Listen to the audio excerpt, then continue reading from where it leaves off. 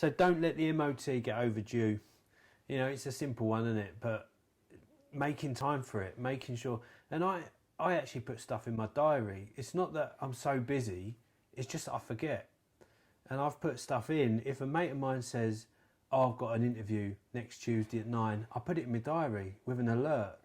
Or I've got a health checkup on Friday.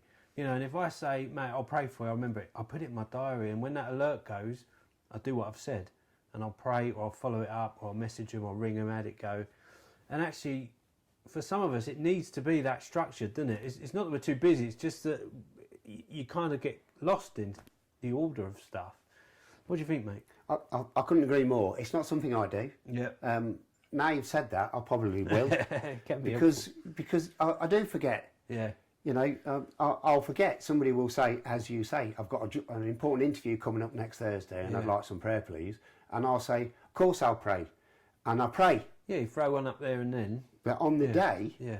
So that is something that I think I'm going to take from today. I think that's good practical advice. Yeah. Does make a difference.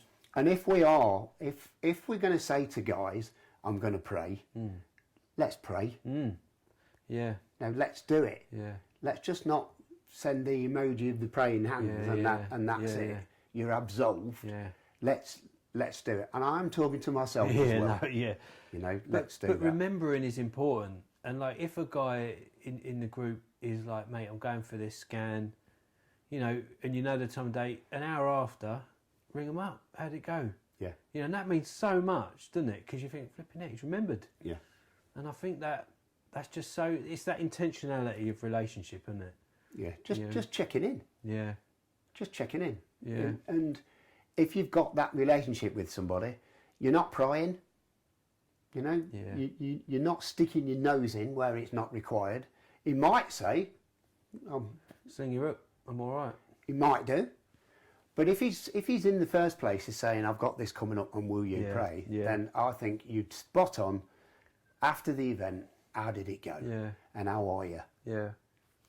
We've sort of said in passing between these videos that we're not experts on mental health. No. We're blokes that have had our own journeys and we know other men, and it really made me think about what we're trying to do here and the stats of male suicide, and I guess it's quite sobering to think that if some of the advice that we've put together in this resource, even just one thing, might have saved a man's life.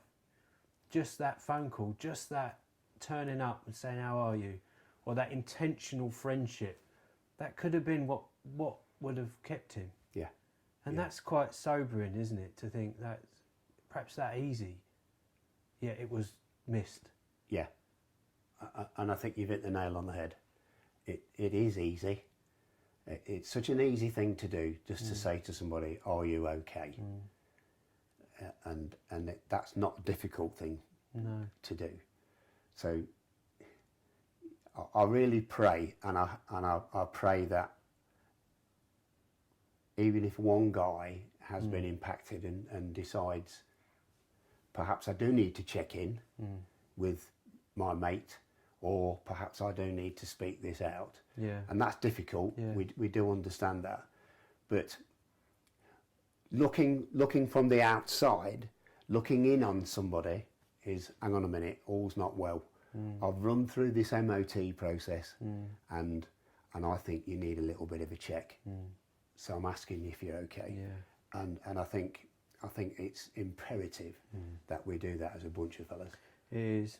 Yeah, and we've got, obviously, with this resource, there's links that are putting you in contact with professional support, help, GPs, systems are in place.